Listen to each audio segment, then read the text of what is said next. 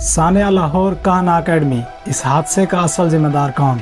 Academy के मालिकान, नाकिस तालीमी इमारत, छत पर काम करने वाले मजदूर, रेस्क्यू अमला, नाअहल हस्पताल इंतज़ामिया या फिर पंजाब हुकूमत?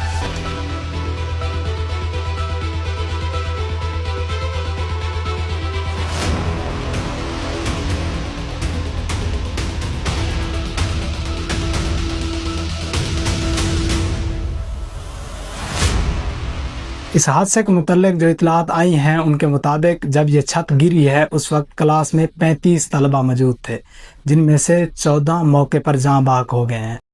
बाकी बच जाने वाले तलबा की हालत भी तफ्तीशनाक बताई जा रही है। सबसे पहले अकेडमी के मालिकान फैज़ान और रेहान के बारे में बात कर लेते हैं।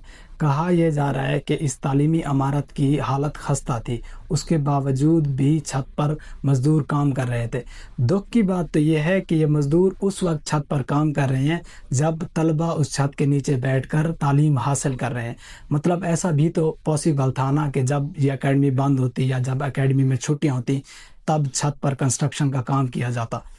दूसरी जानिब बात की जाए अगर पंजाब पुलिस की, तो उन्होंने बजाय रेस्क्यू अमला की हेल्प करने, वहाँ से मलबा हटाने और उन बच्चों को सेव निकालने के अकेडमी के मालिकान फैज़ान और रेहान को अपनी हिरासत में लिया और उनकी तफ्तीश शुरू कर दी।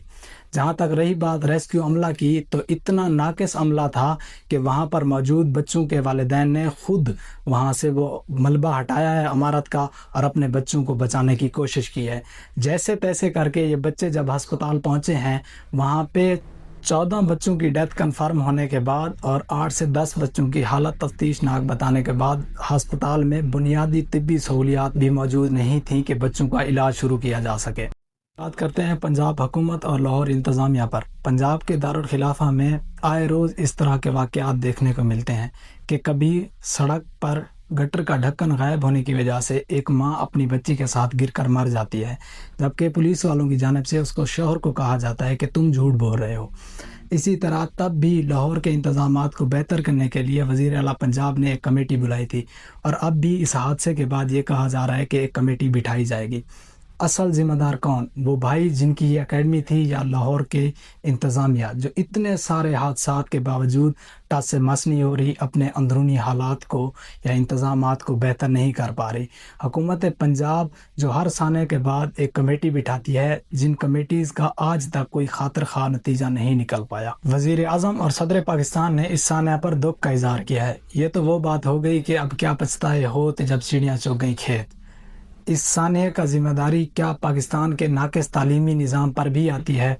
मतलब अगर आप स्कूल्स और कॉलेजेस में ही बच्चों को बेहतर एजुकेशनल स्किल्स और टेक्निक्स दें जिनकी वजह से उनको ट्यूशन्स और एकेडमी में जाने की ज़रूरत ही पेश ना आए। इस सानिया की ज़िम्मेदारी कुछ हद तक उन वालिदैन की भी है। मतलब जहाँ पे आप अपने 4 से 10 साल के बच्चों को भेज रहे हैं, आप एक दफ़ा वहाँ पे उस इमारत की, उस बिल्डिंग की हालत देख लें कि वो खस्ता हालत है, बिल्डिंग ठीक है, कैसी है। कल जहाँ पर आपके बच्चे पढ़ रहे थे, आज वहाँ से लाशें निकली हैं। पूरे पाकिस्तान में हर साल कितने ही ऐसे हादसा देखने को मिलते हैं कि कभी शॉर्ट सर्किट की वजह से पूरी बिल्डिंग में आग लग जाती है, खड़ी हुई बिल्डिंग ज़मीन बोस हो जाती है, रोड पर गड्ढों की वजह से एक्सीडेंट होते हैं, नाकिस पानी की निकासी की वजह से महीनों रोड पर पानी जमा रहता है, बड़ी गाड़ियाँ बच्चों को कुचल के निकल जाती हैं, लोग सुबह का नाश्ता कर रहे होते हैं पहाड़ों के बीच में कि डूब जाते हैं। तमाम मसाइल का हल क्या है?